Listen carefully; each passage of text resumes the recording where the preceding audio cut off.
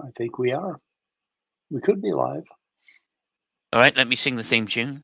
Dong dong da da da dong dong da da dong dong Oh, da da thank you. dong.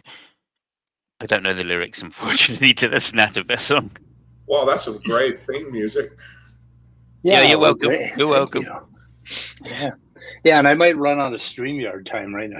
Like, if you're right in the middle of a stream, do they cut you off if you run out of time on your free? I don't know how much free it's. You get hours and hours, I think. I don't know. It said I Remember had how like long it four. is? Go on, It say said I again. had 4.5 hours of storage left, and then today it says I have no, I have zero. Okay. Was it 0 hours of storage? No, I don't Probably know. just means that they won't save this to the StreamYard account. You can go into, I think it's history when you first start up the StreamYard. Yeah. There'll be there's 3 tags. I think one of them might be history. Let me check. StreamYard. There we go. I think I do. Well, So I think I do. Destinations. No. Library. So you go into library, and then you can delete them by using the 3 buttons. Yeah, and I did that. Yeah, I have no recording, so. Oh yeah, I have 5 hours. So I'm good. I have 0 of 5 hours, so I'm fine. 0 of 5 hours because I downloaded them all. Anyway, I don't know what we're doing tonight. I have a little bit of. Do you know who Brian Shapiro is? Ben Shapiro's quieter brother. I don't think so. He seems to be pretty liberal, and he was debating Dyer on pushing the limits. And Jim Bob is the one that was going over it, and there were some interesting things there that I thought we might take a look at. Sounds good. A little bit of knowledge of, huh? Sounds good to me. Yeah, I thought we'd go over it because I did put it in my description, so I guess we can go over it. So, and I'm just so slow tonight. It's 78 degrees here in Minnesota. Jeez. 78. It's pretty nuts. GGG. Scott is thundering away. He's really good at that. We can't do this without thunder. Let's see. Have you noticed the chat is talking about the title of today's live stream? What is that? Saturday Midget at the Atheist. So we're just wondering what that might mean. I'm suggesting that Saturday Midget at the Atheist. Saturday Midget? Yeah, Saturday Might. I told you I was a little low. I told you I was low energy, didn't I? Yeah. Yeah, you did. We never said we wouldn't laugh at you for it. It's all good. It's all good. It's a typo. Yeah. You know, well, I was worried that people would rearrange that and come up with Satan, so I changed it to Might at the Atheist. So there you go. I was so concerned that I was going to offend some Christians. Yeah. So offending Christians would be just really a horrible thing. Yeah. I was listening to another guy. I forget what his name was. But anyway, he was talking about, he was a Ph.D. biologist, right? It turns out he's ecologist and some kind of management consultant or something. I don't know. He was talking about how everything was so beautiful, and then the fall, and everything just went to hell. And it's like, did we talk enough about that? I mean, I guess God. We know what God's name is. Then it's Bob. Bob. Yeah, from Blues Brothers. It's a beautiful place, Bob. So I mean, it was just I made this thing and I spent, just worked my ass off for 7 days and made this thing, and it was good. It was good. And then the fall, and it's like, oh shit, I didn't see that coming. It's like, really? Is it because you were tired? Is that why you didn't see that coming? I mean, you planted the fucking tree, didn't you? Didn't you plant the fucking tree? Yeah. I don't remember Adam and Eve planting the tree. Did they plant it? No, they didn't plant the tree. And it's just like, my goodness. I can't imagine what those fruits look like. I think they look like really, really big, ripe raspberries. I think. Well, that's very imaginative. Yeah, I think they're grapes. Holy shit. A jet just went by and it sounded like it was really not working right. Yeah. Well, I didn't hear a thing. Well, it was outside. But anyway. Everybody started Googling crash in Minnesota. So this is Brian Shapiro. You can tell he's nothing like Ben. So they're either from different fathers or... Yeah, and let's see. Pushing the limits. Okay, Brian has... oh God, where the hell? Okay, where's the description, dudes? Okay, there it is. Okay, he has a. Let me see here. Wow, why is this not happening? I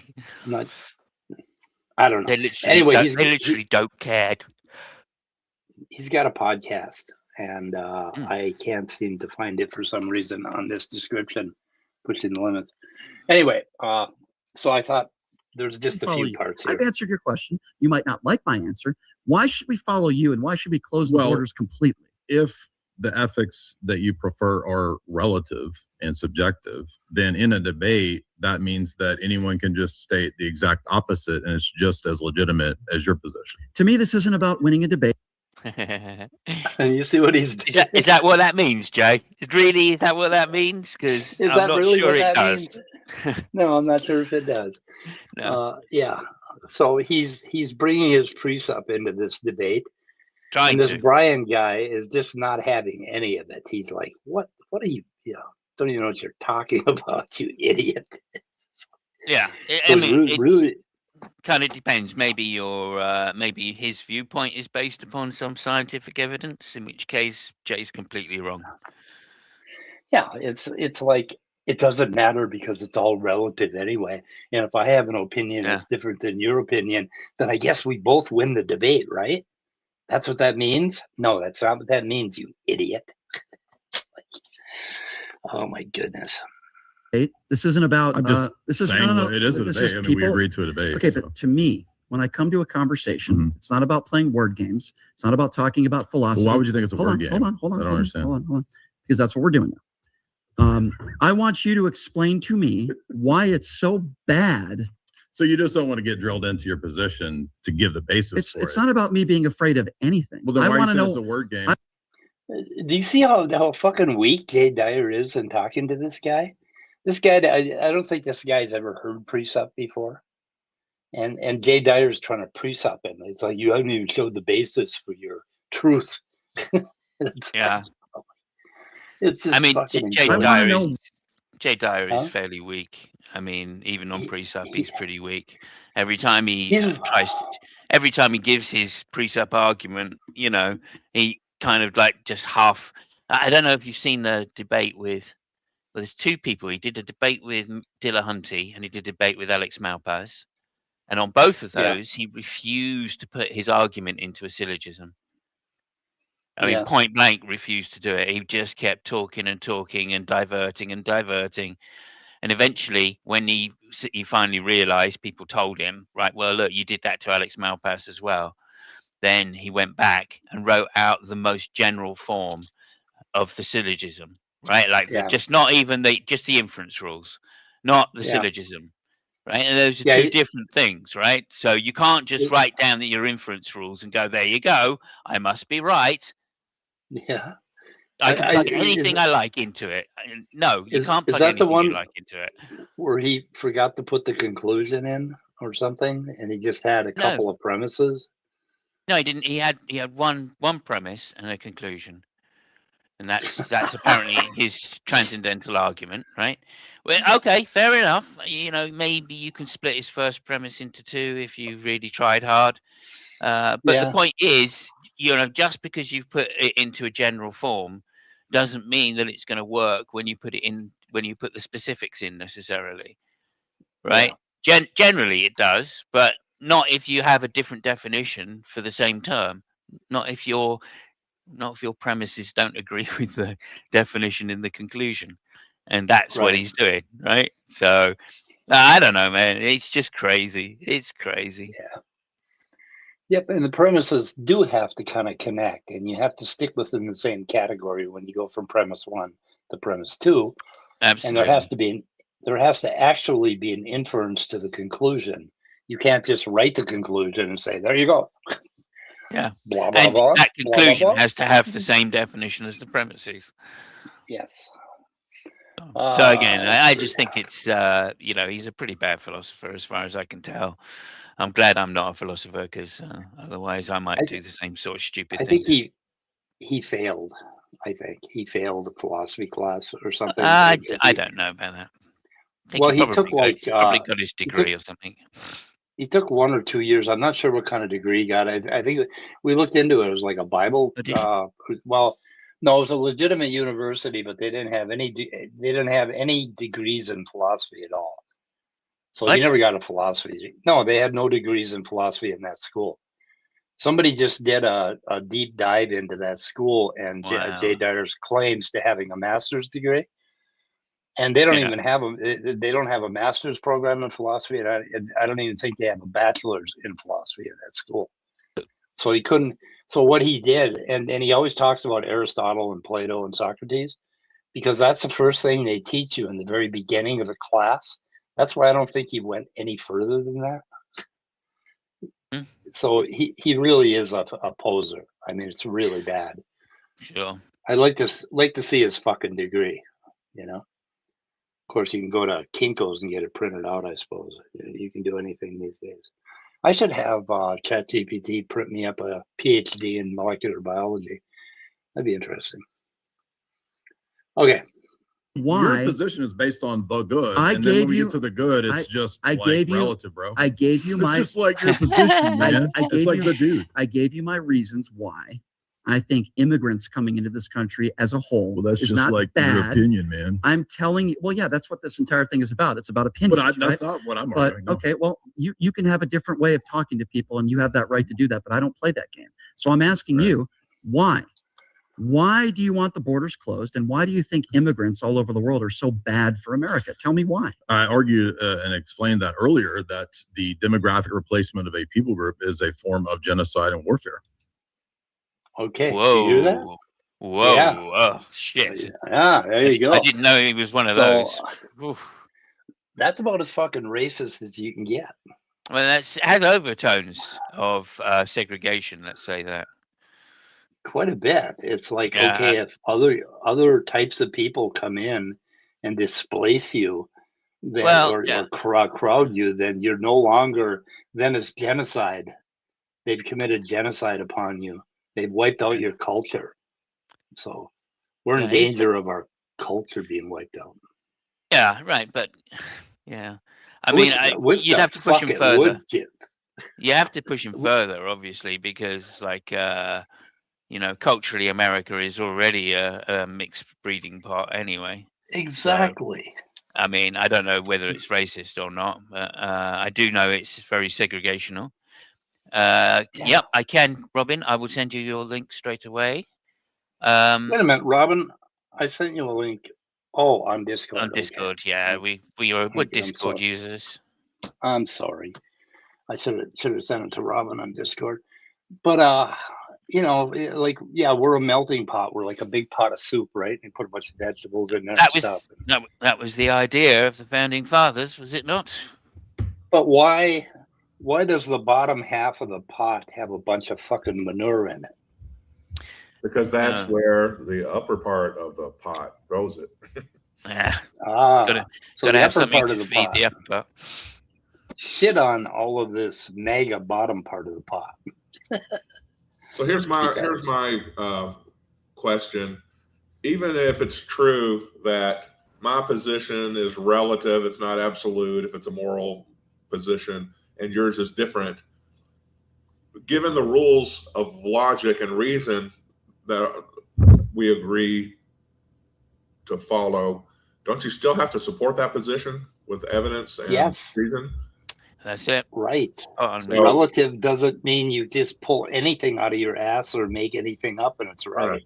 Is there That's not evidence what for the Big relative Bang? means. Well, let's use evidence and reason and see which model has the most evidence and It's support. right in the word. Yeah.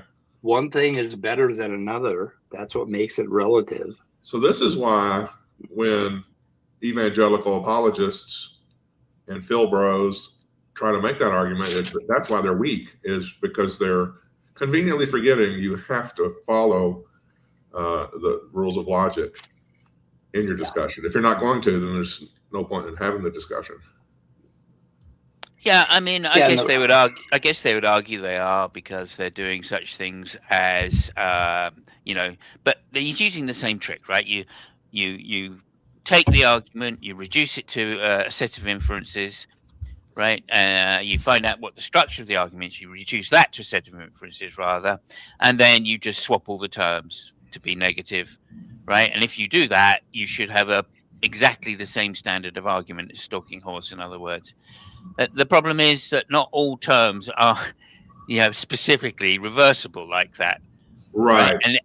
And more than that, if one side has, definitive evidence for that term being used in that way, you have to give the same amount of evidence when you switch it round to be the negative, right? And that's what he doesn't. He just conveniently ignores, because that's difficult to do, right? So. If I don't think you'd have to take courses on it if it were easy. Yeah. Yeah, right. Well, you have to be knowledgeable in science. You have to be knowledgeable in economics. You have to be knowledgeable in sociology. You have to be knowledgeable in so many different subjects. J. Dyer clearly doesn't study. And once again, I mean, I've just got to point this out. He looks like he's on coke to me. Yeah. If I don't recognize a fellow coke man, then yep. He does look a little coked out tonight. Yeah, I know. So, Robin, how in the world are you? I'm sort of traumatized by my last stream I was on. Oh yeah. I heard her argumentation in a stream a couple weeks ago. So I just listened in to Robert's stream so I could give him thumbs up and make a comment and everything, but I had to get out because it was so ridiculous. Yeah, well, it was pretty bad. And somebody hacked Robert's account right there at the end, so that's why I was over there. But I left because I'm not any help on that. So yeah, I mean, I got to say, I first came across that person maybe 10 years ago, something like that. And I realized, I mean, I had maybe 6 hours conversation with her over a period of time, over a period of a few weeks. And, really digging into what her point was. And it's just got worse. And it was bad then. But in 10 years later, it's just got worse. Yeah, it's got worse. It really has. has. She added the red hat. She's as loopy as ever. I got to say that, but whatever, man. Can you give us a summary? Yeah, whatever racism that was available 600 years ago. Let's go back to that. Oh, okay. Back when you understood the racism and maybe benefited from it. You think Christianity had racism? It would be nothing compared to the Quran inspired, I promise. I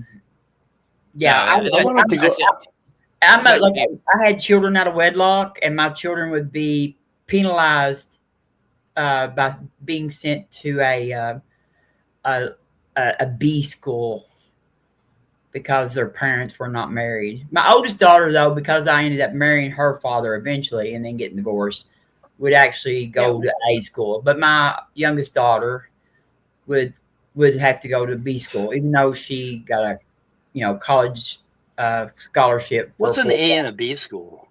What is an A and B school? There's no difference. Imagine. Yeah. Allegedly, there's no difference. Although she couldn't answer, who would ensure that the funding was the same, and she tried to dodge straight away by saying, "What you mean tables and chairs and things?" No, I was just, I was fairly disappointed in Jill when he didn't jump on her when she called herself a liberal. That's what I was really mad about. Yeah, Yeah. absolutely. But he knows of her as well from that time ago. Oh, okay. Yeah, so, So he knew what when I was went going to when I went to school in the 50s or the 60s, in 50s and 60s, they had A, B, and C class, and A class was the high producers, right? And they had that as late as when my sons went to school. My sons were identical twins. So they put one in the A class and one in the B class. And they told me that they did that because they were identical twins. And that was the first time I'd met the principal. And I told them, on. oh, so you're discriminating against my kids because they're twins. And they quickly put them both in the A class.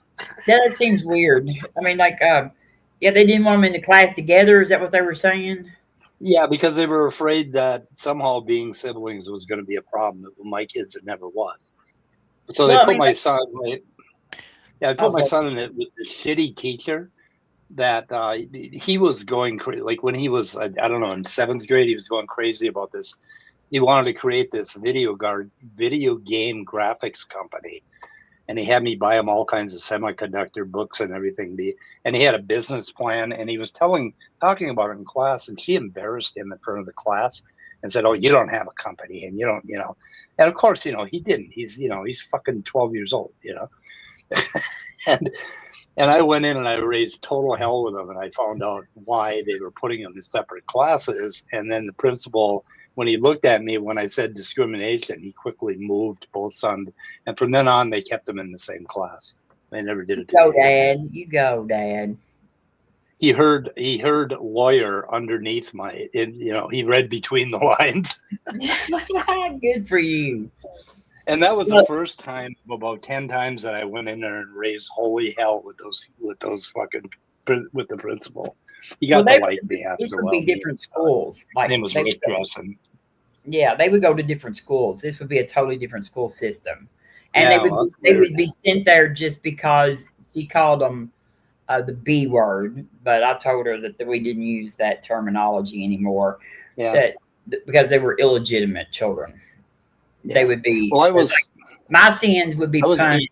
My children would be punished for my sins, as she saw it. Says it. I was extremely ADHD, so for a while they put me in a special class with mentally or with learning disability kids, mentally challenged kids. Mm-hmm. And they left me there for 3 weeks, and finally the teacher decided I didn't belong there, and she moved me back.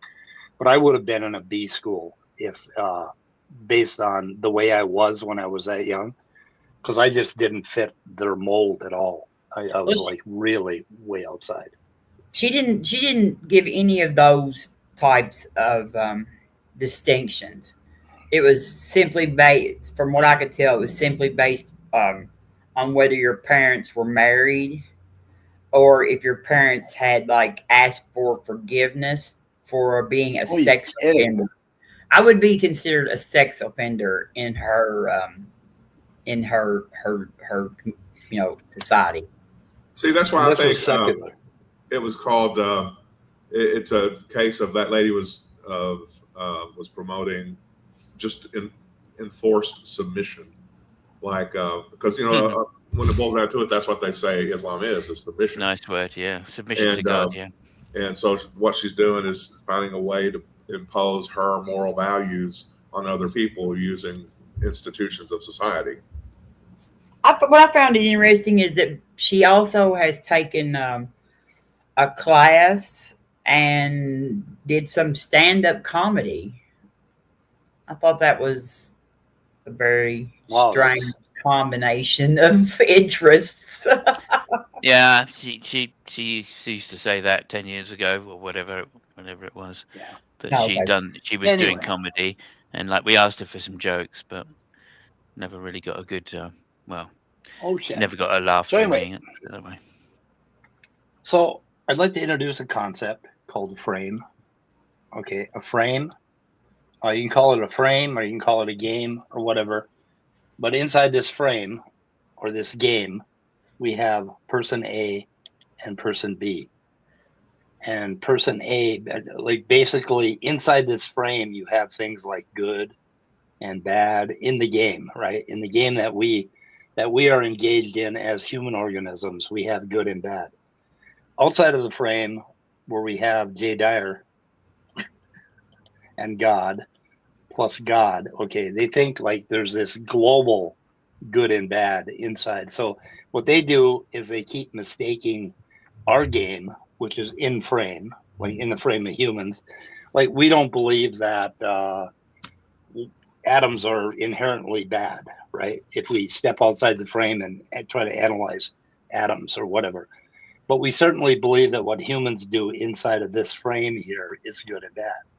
So in philosophy and in morals and ethics and all of these subjects, we have a frame. And you have to stay within that frame. But what J. Dyer is doing is he's jumping between his frame, which is some kind of weird absolutism, and basically looking at our frame and saying, well, you guys have no basis because you don't have a absolute frame to refer to, right? So you have to refer to things like in here, like if I'm right and you're wrong, I have to refer to things like reasons because that's part of our game. We have reasons, right? And we have fucking evidence, and that's part of our game. So good and bad and all that shit is perfectly valid inside of this frame. So anyway, always think in terms of frames when these assholes are talking like this, when they're talking out of their butts is what they're doing. Does that make sense, Simos? Oh yeah, yeah. For me, yeah. Yeah, I totally agree. I totally agree. He tries to do an internal critique using the presuppositions of his viewpoint, which is just ridiculous. It's philosophically naive. Yeah, it is very naive, and they get and everybody in his all of their minions, even Jim Bob, they're all like, "Oh, this is so brilliant! You're such a brilliant philosopher," and it's just. That's what I mean by the shit at the bottom 50% of our melting pot, right? All of these people that just don't know how to reason. To some degree, I mean, yeah, but I put it down like this. I think that there's massive cognitive bias built up over a period of time, and then as they've been demonstrating this, they've started making money on their channels, right? Yeah. And still not bothering to address the cognitive bias that they're clearly using, right? So they just think, well, I can't change now. I may as well just stick with my biases and go, yeah, okay. Even when someone like, Malpass comes in and says, yeah, look, I'm not sure you really understand the full scope of what you're talking about, the scope of negation of some of these sentences, right? Then they still just go, oh, well, yeah, but I'm making too much money to change.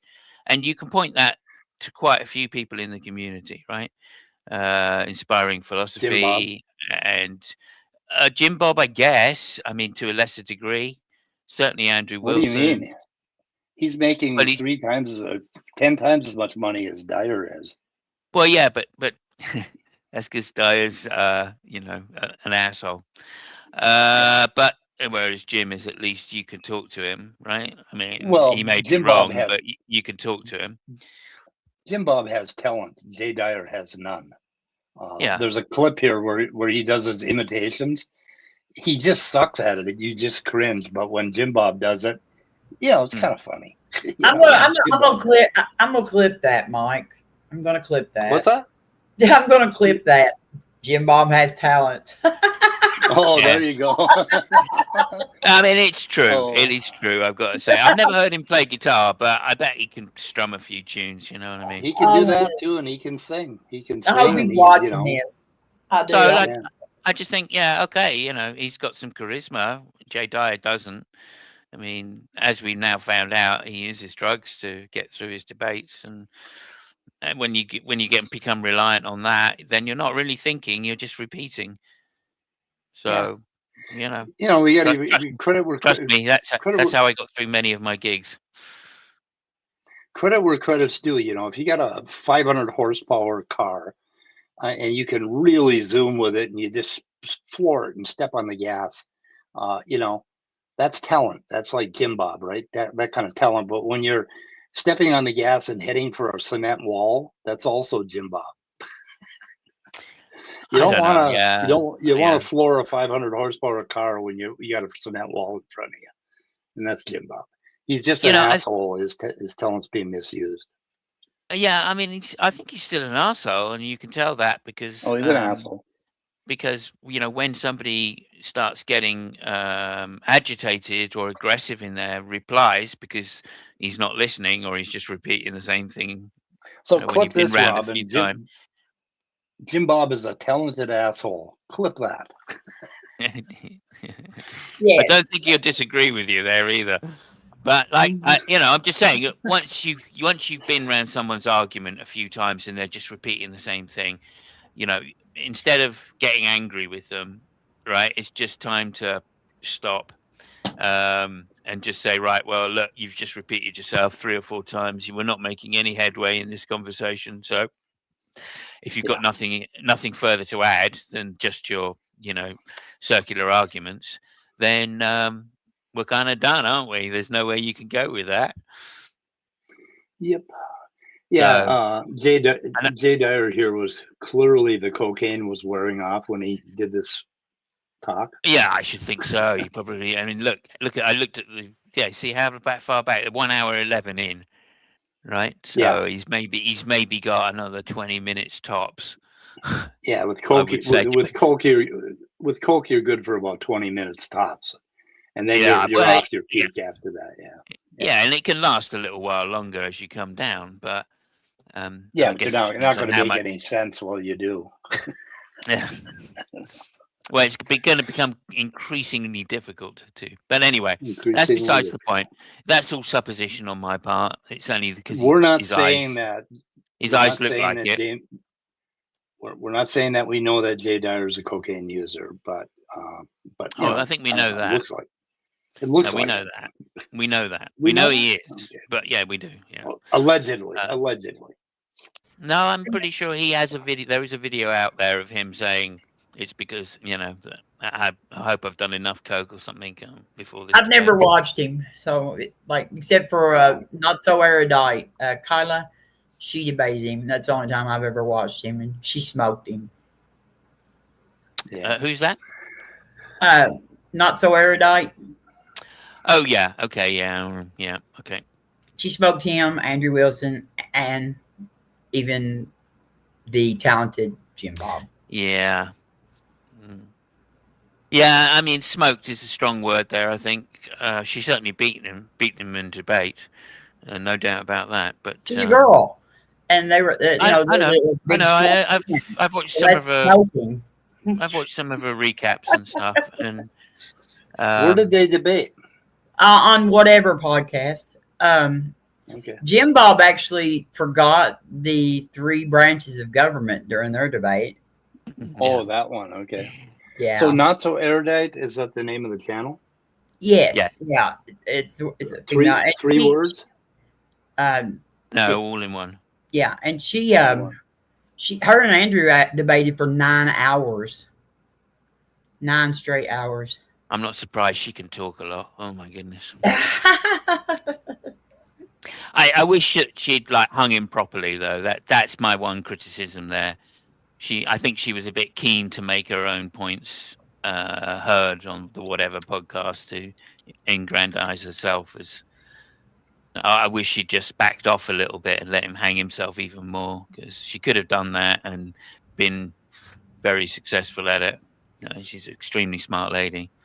She got him to admit that, one time when he got mad, that he didn't have any grounding for his, his ideals. Like, he didn't have any grounding for his epistemology or whatever. Like, he makes that statement. Okay, so I want to put that channel in the description. I'm having mousy troubles. My mousy slow. I don't know what's wrong with mousy. Yeah. Anyway, definitely worth checking out, though. I like some of her, just her solo stuff when she's on her own, just talking about whatever. Talking about, Wilson or whatever, when she's reviewing the debates as such. Not necessarily reviewing either, but Yeah, I like her. She's a little bit of a sort of a centrist, sort of. She's not very far left. No, she's a no. Christian too. She's a Christian. Yeah, I'm going to notice that. And she can off talk, as I was saying. She wants to educate more than debate. Nothing wrong with that, though. Nothing wrong with that. Oh, could use a little education up in here. Yeah, but when you do it against someone like Andrew Wilson, then it's pointless. Right. It's pointless. But then I suppose if you're on the whatever podcast, but they're not going to get it. It's the rate she talks at, they're not. No one's going to get the deeper parts of philosophy. Yeah, she has a sort of a destiny sort of cadence to her. So. Oh, maybe, yeah, maybe that's probably why I'm not so. Her and Destiny are friends, actually. They're game. She's a gamer and stuff too. So. Oh right, okay. Her and Destiny go back, quite a while. I mean, like she gives him a little bit, shit over some of the things he's done, but they actually are pretty good friends. Hey, look, Destiny only learned to debate maybe 4 years ago, something like that. When he was a gamer, he wasn't a debater at all. He actually learned. I guess. I put 2 and 2 together, but I guess he learned by going into politics and religion in Discord. Let me just say that if I can shield a channel, Pangburn, like we've been having. I'm with Pangburn, and we've been having Destiny on the anti-Trump tour, and then they did the event in London with Kissin, Constantine, and then Stephen debated Shriver, however you pronounce his name. Scrivener. Yeah, okay. That's so weird. And anyway, so yeah, you can check out all of them debates over on Pangburn too. So yeah, and of course Pangburn has put together some of the biggest debates going, really. All the Sam Harris ones and all of the Dawkins and William Lane Craig, just the biggest guys out there. Pangburn has put together, and they've been some mighty debates, I have to say. Matt Dillahunty and Jordan Peterson, of course. Yeah, Jordan Peterson. Yeah. So Tilting Windmill put the link out to that talk, by the way. Oh, thank you very much, Tilting. If you could put Pangburn's channel up there, just in case people aren't subbed. Thank you very much. You're one step ahead as always. Yes, I appreciate it, and I'm with Pangburn, so I'm a person that represents them in conventions and stuff. So. Oh, fantastic! Now we're done advertising, I guess, sir, Mike. Yeah, let's go back to fallacies with Jay Dyer. Yeah. Okay. And hang on a second. I'm putting a link in. I'm linking that debate because we talked about it. So, oh Jesus Christ! I don't know what's happening to my.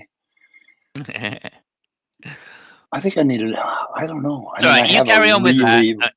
You carry on with that, and we will vamp for you. Okay. Vamp. Yeah, you want to give me about 3 minutes here. I gotta make some rearrangement. Okay, I'll be gone. No problem. Okay, so obviously we're like an hour plus hour 11 into this debate. So I think all of the things have probably been discovered between the two of them of how evasive Jay Dyer is going to be when it comes close to a good point, right? And how he's going to derail and use precept tactics to quote unquote shut the mouth of the unbeliever. So is that the debate version of a rope-a-dope? You try to tire out your opponent, so he's just dodging and weaving and evading, hoping this guy just gets frazzled and loses his touch. Exactly. Yeah, that's a very good analogy. I feel very good analogy. It's also, like I think when Jay Dyer does it, he will also gish gallop as well. So he will follow one point by another very quickly before you can intervene. So he starts gish galloping as well. He's got all of the techniques down pat, and he's very capable of using them, even in a very soft way, right? The debate against Alex Malpass, right? He literally Malpass made a particular point, and Jay Dyer had no real comeback for it. So he basically just diverted to I think it was it was Aristotle, yeah, whether Aristotle could answer the question that he was supposed to be answering. Right? I don't know why, but that just bought him another 40 minutes, because Alex is doesn't really care about winning debates and shit. He's just not interested. If somebody's wrong, they're wrong. It doesn't matter. And so Alex was like, oh yeah, that's an interesting point, actually. I think yes. So non-contradiction in Aristotle, yes, I think you'll find on page 58 of the such and such a thing, he says XYZ. Alex is straight on it. I mean, it was marvelous to see, I've got to say. But it, of course, wasted most of the debate, or not most of it, but a lot of the debate got wasted just on that, talking about that one point as to whether Aristotle did deny the law of non-contradiction or not. Yeah, that was a weird thing too. He Dyer also doesn't seem to think much of somebody's right, Occam's razor. He just doesn't think that that's a legitimate thing. Yeah, and this is spreading, right? I spoke to. Stop it! You ready? Are you done? Oh no, I'm yelling at my cat. Oh yeah. Okay, let me do that as well. Stop it. Clawing my back. Yeah, I know. It's just sometimes it's a massage, and sometimes it's not. Anyway, speaking to JG, and when I brought up Occam's razor as being part of the argument that is being made against deism, he just went, "Oh, you follow the Occam's razor. You think Occam's razor is your god?" I think he said. Oh dear, it's funny. It's funny. And then when I said no, that's stupid.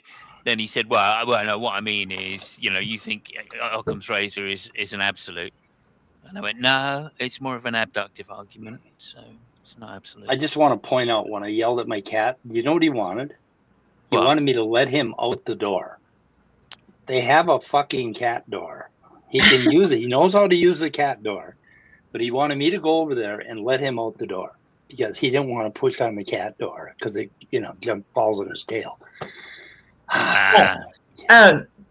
Nerdy said that he fully approves of yelling at your cat. Jesus Christ, this cat. This cat he's been a terror today. He's been horrible. Anyway. Maybe you need to put a little gas release thing on the cat flap so it doesn't come down so quick. That would be nice. But he goes through it at 100 miles an hour anyway. But anyway, so do you know what I did to correct his behavior other than yelling at him? I walked over and opened the door. Nice. Okay.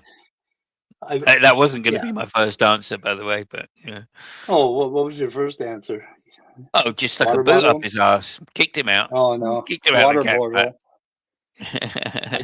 I did get the water bottle, so if he does it again, I'm on it. Okay, back to Dyer. Okay. Dire Straits. I don't know where we were, but hopefully racism was wrong.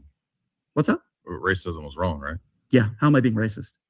Well, you just divided up your assessments on the basis of race. Because you are very concerned that people. Racism is wrong. Yeah, absolutely, racism is wrong. I have no problem with white people. You're doing a racism right now. No, I'm not. I'm doing orange people.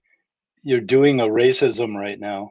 I don't care what the color of skin Donald Trump is or Alex Jones is. Yeah, because you seem to be having a problem with people that come from other backgrounds and look differently than you. I think that there are people, all sorts of people, different colors. But racism is also subjective. So, okay, what Shapiro is saying here to him is that his attitude about we can't have immigrants because it's genocide, basically, he was saying that people like you, people who believe that, right, that there can only be one kind of person, one kind of culture in the United States, and it's genocide. He was saying that people like you are wrong. And Jay Dyer's response is, well, you're doing a racism right now because you're saying people like me, quote, people like me, racists, right? What he's talking about is people like you, fucking racists, you know? So it's like, it's just so goddamn mind-numbing that this is what Dyer came back with. You're doing a racism right now. I like the orange people comment. The orange people. It's stupid as well because like I don't think being a racist is a race-based thing. Yeah. I mean, I don't think I think you can be racist whatever color you are, wherever you're from. Right. Right. Yeah. Well, you can't. It depends on you can't systemic racism is not really something that that black people can participate in against other groups. It depends where you are. Well, in the United States, I guess maybe, but I don't even know the countries where they are the majority that they actually practice that.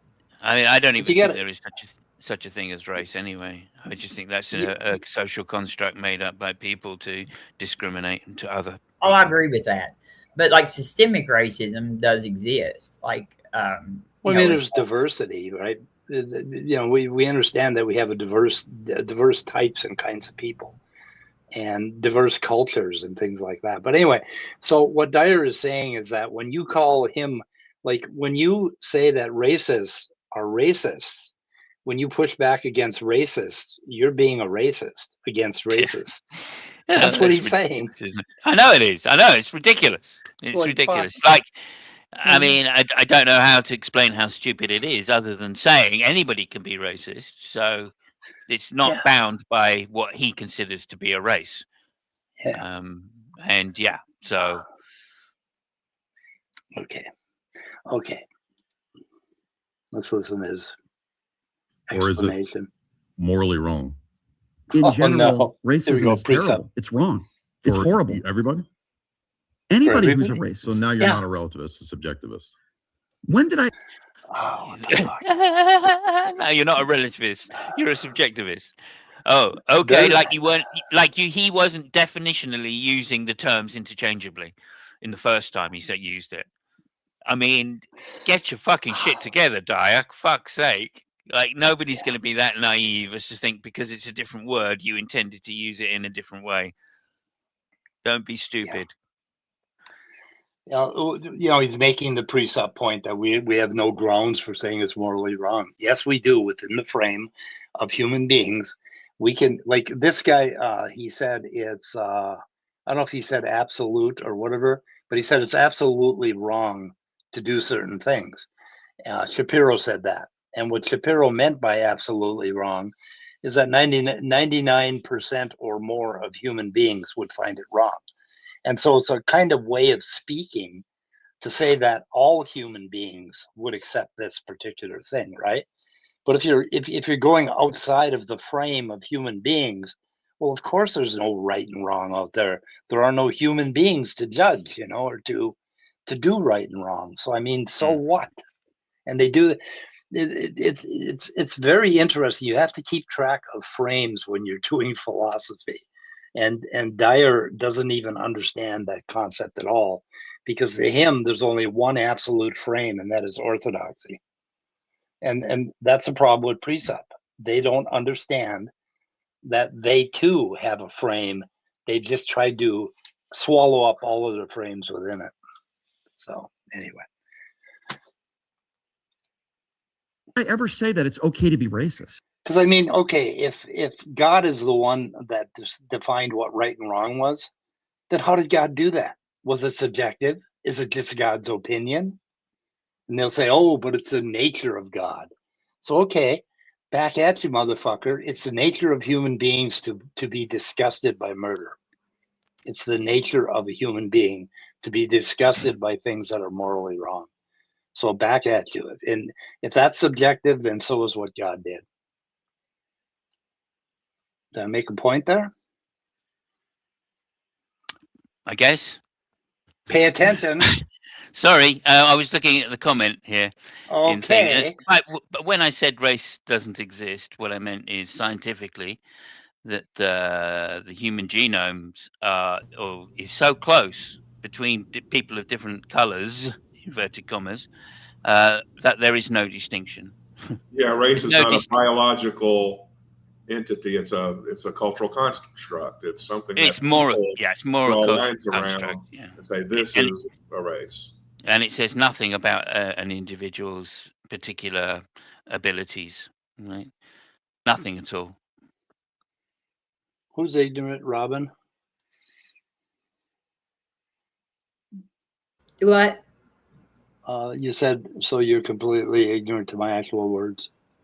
Ignored. I said ignored, not ignorant. But I was talking to somebody in chat that they kind of twisted up what I said. They're trying to go racist on us. Well, no, I don't know what they tried to say that after I said that, because I specifically divided the terms racism and systemic racism. Like I intentionally use those words to separate the two ideals, because like racism, just practicing of like, I don't like a certain people because of their skin color, is different than systemic racism, which is like where institutions actually, do things, make policies and things that are, that harm one particular group of people by their skin color or something. So there's a difference between like a person being racist and the system being racist. And I intentionally use systemic racism to separate those two, but I think the definitions failed to carry across to the chat, I guess. Yeah. It's also a very nuanced. It's a very nuanced concept as well. So to say it in just a couple of sentences is quite difficult. Right. I mean, the objective. There are objective things in the genome, right, which get passed from father to or mother to child. Yeah, and some of those objective things make you abhor violence, because you basically do not want to put yourself into an adrenaline-based situation. So you will react negatively to violence.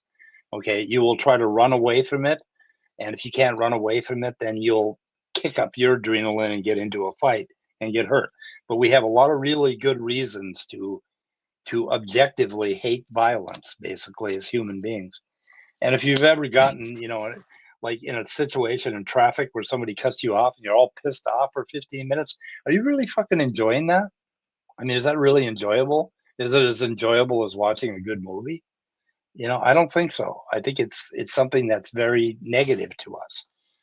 And that's a lot of our morality is based on what stinks and what doesn't. And shit stinks. Dyer stinks. Anyway. Can I make an announcement too? I just want to let everybody know that I finally got my disability approved. Yay! Yay! You get a lot of money? No, I didn't get a lot of money, but I no longer have to be like hitting up my dad for my bills now. Yeah. So. Well, not yay for the disability, but yay for the health. Yeah. Well, I mean, I was already disabled since July, but I finally got approved, so I will be able to draw. That's good. Yep. Cool. Well, good. Congrats. Okay. Going on here, I think somewhere. The next point. No, it's another word game. No.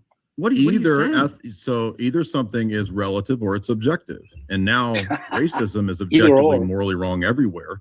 But your ethics was relativist and subjectivist. So you just I've been very, very clear, and I'll make it relative or subjective. What the fuck is he talking about exactly? This is something that the precepts like dial in on as soon as they hear it, right? So when the guy makes an absolute statement or a universal statement, they notice it, right? Because they're waiting. That's their little trap. And then they say, well, but you're a subjectivist, so it can't be universal.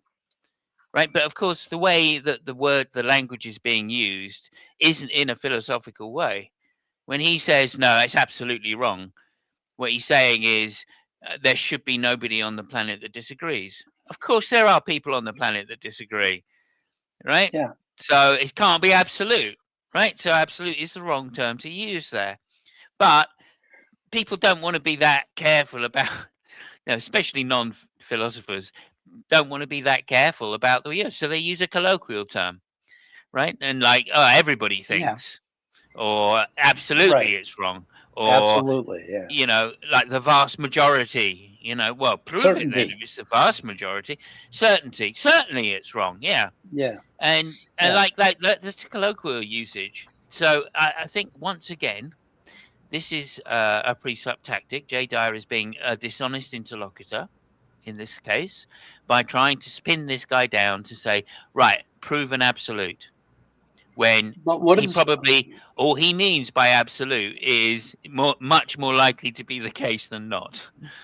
Right? But what does he mean by the disjunction, relativism or subjectivism? What does that mean? That's a question which should be asked as well. But again, this guy's not being a philosopher about it. He's not saying, I want to know all the definitions of the words you use, Jay. Right? Otherwise, we're not having a conversation, And I wouldn't want to do that either, because then you've got to write them all down. Right? So, in good faith, when somebody says to you, they're being, of course, racism is absolutely wrong. They're just expressing them in their mind what their belief is. They're not expressing the state of the universe in some objective way, right? And you can tell that because he's saying things subjectively. Right? So Jay Quire's follow-up question is, but you're a subjectivist. Tell me how it's absolutely wrong. Is just totally disingenuous, right? Right? No, that's my philosophy. Is everything is subjective. Well, then it can't be absolute. Well, it is. We can use the word absolute in my sentence because it's almost universal. Right? Mike, can you remove that comment so I can see Scott's beautiful face? You want to see Scott? Anyway, that's what I'm saying. He's just being a dishonest intellectual by going down this particular path here. Yeah. So next time you go to a bar and somebody's talking about their favorite sports team, ask them if they're being a relativist or a subjectivist. Pick the biggest guy in the bar, the biggest, drunkest guy in the bar, and ask him that question.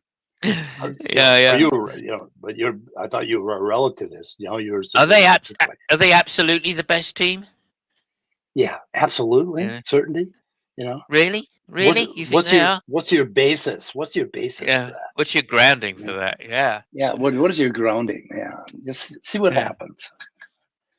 Honestly. But like I'm saying, he's just being a dishonest interlocutor by asking these questions. And I find it personally very disgusting when you talk to somebody that you've realized, and he's been talking to him for an hour, so he must understand this guy doesn't have the philosophical bent to speak in this particular way, which very few people on the planet do.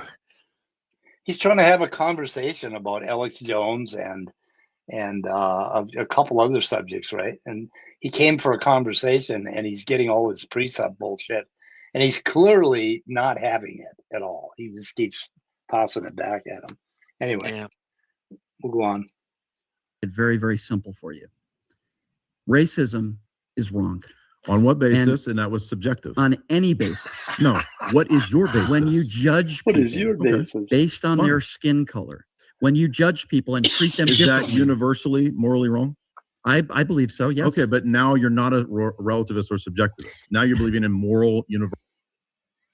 Really? What's wrong with that? What's wrong with believing in universals if you're a subjectivist? Yeah. Answer me that, Jay fucking philosophical Dyer. I have the opinion that all people should believe that racism is wrong, otherwise they're assholes. So what? Why do I need to ground that? What isn't he getting? Yeah. He's trying to run precept on him. You said you could literally just define it as such and be done with the subject right there. Right? I believe that infinity is a universal set. Yeah. Well, what we can't ground it in is biblical Bible or even Christianity, We can't ground the idea that racism is wrong in either one of those. Yeah. How do they ground the fall? I'd like to know how they ground that shit. I don't know. Okay. Isn't really possible. The point that I was trying to make, Jay. Which so it's a contradiction. No, it's not a contradiction. The point is it subjective or is it objective? I'm going to give you the easy background. Is it subjective or objective? I'm going to answer you, but I'm going to give it to you. Well, you're going to yap to get around the question because either it is. No, because earlier your ethics were subjective and now they're universal. Okay, so you can't have both ways. Yeah, you can. Like I said, my example is right. I believe infinity is a universal set. Right now. What's that based on? It's based on axioms. Earlier your ethics were subjective. Based on unprovable axioms. You fucking dick. Look at this look on his face that he gets when he's talking philosophy. And now they're universal. Scott's got it here. So you can't have both. Let's just read it out. Let's just read it out. A concept being universal does not automatically make it absolute. Those two things are metaphysically different properties. Right. And one does not entail the other. Right. Again, he's philosophically naive. And he's doing that thing that you wrote on your frame, right? Yeah. Where he's taking his presuppositions and judging your conclusions. He's trying to go to a metaphysical frame that he fucking pulled out of his ass, basically. Yeah. Yeah. And talk about justified it. Yeah. He hasn't justified his own absolutes, that's for sure. But even if he could, right, it'd still be wrong. Because this guy is a subjectivist, so you have to use the presuppositions of subjectivism in order to judge whether he's right or wrong. Yeah. And thank you, Scott, because I learned something this stream right here today. Thank you. Yeah. Is it universal that if you step out in front of a speeding bus that it's bad? Is that universal, or is that? I mean, let's look at the metaphysics. I mean, is that absolute? No, it's not, is it? Clearly. Yeah. Like I'm saying, like yeah. I think there's some slipperiness in the words here as well, right? Well, if you're going as fast as a speeding bus, yes, then it's not that bad. If you're going just as fast as the bus, you'll just stick to the windshield. That's it. Yeah. Or you have enough time to get out of the way before the bus passes you. I mean, if you step out in front of it and it's like 2 miles away. It's no fucking problem. So, I mean, like, I don't know. But, like, I think the way he's using universal and the way Jay Dyer is using the word universal. In fact, the way Jay Dyer is using the word universal has 2 connotations. So, I just think he's, again, being one hell of a dishonest interlocutor there. Is it anybody surprised that Jay Dyer doesn't actually get terms correct, like, philosophically? Well, I think he knows them, though. I mean, this is why I would describe it once again, Mike, as you would appreciate. I think Jay Dyer is irreducibly stupid. Yes. Let's see here. I just met him, and I agree. I'm looking him up on Google Scholar. Oh, he's got an American Journal of Economics and Sociology. He's got a paper. Jay Dyer. That's not philosophy. That's not philosophy. This is esoteric Hollywood, sex cults, and symbols in film. That's definitely him. So, I love it. That's so funny. Talk about social constructs. Oh, that's a relativism. Oh my God, that's funny. That is funny. Okay, so he's developed a semiotic analysis of Ian Fleming's series of novels with James Bond as the protagonist. That's a paper that he did. So that's okay. That should be well published. No, he's only got 2 things published. I'm sure it's heavily cited by scholarship. No. It's not the best series of books ever written. I mean, you can just read it and see contradictions within it. So that was a field of study that the fact they had to make them into screenplays to put them on the screen, right, which is a normal process. The fact that the screenplays are so different from the books. I kind of like James Bond. Everything. That's what Jay Dyer. I think that was his main field of study is film. I kind of like James Bond. He's a little got a little bit of that misogyny. I don't know what you call it. Playboy misogyny sort of. Oh boy, you haven't heard his misogyny yet. Oh, I'm talking about James Bond. Oh, James Bond. Oh, okay. Yeah, he's definitely a misogynist. Yeah, I can already tell that Dyer doesn't look near as good as James Bond did in most of his videos and movies. So, I think it says in Sean Connery the Royale one, whichever one that is. Yeah, I'm a Sean Connery fan myself, actually. I am a Sean Connery fan. Yes, even though I think he was a dick too. I don't know. Oh yeah, he was a misogynist for sure. Yeah. Yes, but he was like hot at like 100 or whatever he is, or whatever he was. I heard they had to layer makeup on him because every time he got in a sex scene, he blushed so bad that they had trouble with the color.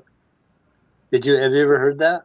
No. No. Yeah, he had a horrible blushing problem every time he got around a girl with a lack of clothes. I have a friend like that, guy friend that I've known for years and years that's like that. Like he's like anytime that somebody like tells a dirty joke or anything, he blushes like so bad. Yeah. It's always been something, and it to him it is so embarrassing. Like, and it's always, it's easy to make him blush. I think it's funny, but. Yeah, I think if you take B12, you can blush really easily. If you take, I think, is it B12 or is it? I can't remember. But anyway, yeah, it just makes you flush. Every time you get the slightest emotion, basically comes out on your face. It's pretty horrible. I used to have a problem with that blushing. Anyway, every time my mom would walk into the room, I'd blush. She was like a sailor. That when you so it's not universal. So it's not universal. So you just contradicted. So it's not a contradiction what I'm about to say. It's universal. It's not universal. That's a contradiction. What's your definition of what racism is? That's a what about? Do you think it's universal? That's a two-quick way. What, is it universal? What's racism? I don't know even what racism is technically. You don't know what racism is. There you go. Is that a serious statement? It is a serious statement. You expect me to treat you... Because when people define it, it gets defined in a million different ways. And you for can't example, in your situation, you just did a racism to me. No, I didn't. I'm a BIPOC person. No. So I see that. I'm a black indigenous person of color. I'm sure you are. And how dare you so you should divide me up? So you would want you to be deported then. So let me be clear on this, okay? The reason why I said people who look like you is not an attack on all white people. The reason why I said that is because you're dividing it up by races. The reason why I said that, which I think you're struggling to understand, Jay, with respect. I'm just having fun with it. I don't think there's anything funny when it comes to racism. But racism is subjective, but also here he goes again with his universal. word games. Okay. No, this is a contradiction. Okay. Can I call you Andrew? Wait, word games are, so if I say A and non-A, is that a word game or is that a contradiction? So here's the point that is that a contradiction? Hold on a second, Jay. Calm down. Oh my God. Don't is that okay, if you guys were talking, my earphones are really messing up on Bluetooth for some reason. Yeah, I mean, they're just talking over each other something? right now, of course. And that the reason, of course, being is that he's about to explain that your people doesn't necessarily mean skin color. In fact, what he was referring to is people that make the same sort of arguments that Jay had made. And that's what he meant by people like you. Yeah. And Jay's just being a dishonest interlocutor, as he's been now for about 10 minutes. Everything this guy says, he's going to misinterpret, throw it back and say, there you go, you said this. Universal, non-universal. Right? When he means is absolute, right? Or certain. Not universal. That's just a misuse of a word in metaphysics, as Scott's pointed out. Or as I've pointed out, it wouldn't matter anyway, because universal things in general, can be based upon axioms. Surprise, surprise. You can be a subjectivist and still believe in universal sets. No, there's no contradiction. So, no, there's no contradiction between things being, some things being universal and some things not being universal. No contradiction at all. And I mean, the behavior of a human being is based in a large part on our structure, basically, and we always grow up and develop in a community of people, right? Social structure. And with that social structure and with, whatever it is that creates us as organisms, all of that stuff lays down a morality that is really, really universal among the humans. And people that go against that typically suffer in some manner or another. So, I mean, is that so hard to understand, that human organisms have morality and there's nothing outside? I mean, if you weren't a human, if you were a lion, you may see things differently. I mean, is that hard to understand? Yeah. Well, apparently they've got no grounding, lions. They can't ground anything. So, they can't use logic, or they can't work out how to catch their prey, right? By using like calculus. Can't do that. So, jumping ahead to 116. Got some stuff here. Appeal to the masses, fellas. Here, that's a little bit later. We'll get to that. He loves these logical fallacies. Okay, here we go. Evidence of widespread voter fraud. You cannot. You couldn't articulate that. Whatever you said about the CIA or the FBI or whatever you said. I said I had an opinion on it. So you're acting like I couldn't articulate. So all of a sudden now it's okay for you to have an opinion. But if I have an opinion on that, you're playing word games. I asked for the justification for your. What's your justification? I asked for the justification for your morals, which is not okay to just have an opinion. Okay, it's fair enough. What's your justification that the 2020 election was stolen? Let's use your same logic. I don't have a hard position on that, because I said now you don't have a hard position. It's my opinion based on my studies. And what's your justification? Why do you keep interrupting me when you ask me? Because I don't need a justification for my assessment. That's an opinion. I don't need my justification. It's a different type of question than what's the grounding for your ethics. Well, I don't need my justification. Right, there you go. I guess I can use the same logic that you just used. Yeah. I think we've just heard Jay Dyer refuting himself. Yeah. Several points he's made earlier. So his opinion doesn't need justification. But everybody else's does. But despite the fact that he has a grounding for it, allegedly, right? So there you go. Everything in his worldview is grounded. So it comes out here. What is come out and say it? My opinion is based on God. So there you go. Fuck you. He manages to get out of him what his opinion on the 2020 election is. And he gets into that a little bit later, but I can summarize it. He believes that the CIA... We'll get there. Oh, we'll get there. Let's just address this point about the fact he's just made a statement, right, that says his opinions don't need justifications. And yet the other guy gets interrogated for his moral grounding just because he says racism is wrong. Right? No, I don't need that sounds like an opinion. And then just let me finish with this quickly. And then secondly, the other guy is said, well, so what if I'm a subjectivist? Right? And so naturally he's got his opinions because he's a subjectivist. Right? Yes. So if Jay Dyer weren't being this dishonest interlocutor, he'd be saying, yeah, no, you don't need to justify your opinions necessarily because you can't. Right? And that's fine. So that's your opinion that it's all wrong. Right, now, moving on. This is why I think it's wrong. But no. He has to interrogate him from his particular position, which is everything should have a grounding, except God, of course. Yeah. Anyway, there we go. Sorry, Robin. Go ahead. No. I was just going to say, he doesn't need a justification for it. We don't need a justification to say that he's dishonest. Well, if you press them on why, basically how God is grounded, they will eventually say it is God's nature. And so what you can say when you say that war is wrong and racism is wrong, you can say it is in my nature. And you have exactly the same argument that they do for God. It's in his nature. Yeah. Or you can say, what's God's nature grounded in? But, that's just William Lane Craig's stupid influence on the Christian community. Yep. Okay. So I got to be out by 6. So anyway, okay. Look, how long have we got? About 25 minutes. Okay. 35 minutes. Oh, okay, great. Okay. What happened here? It seems like it's going, but I don't know.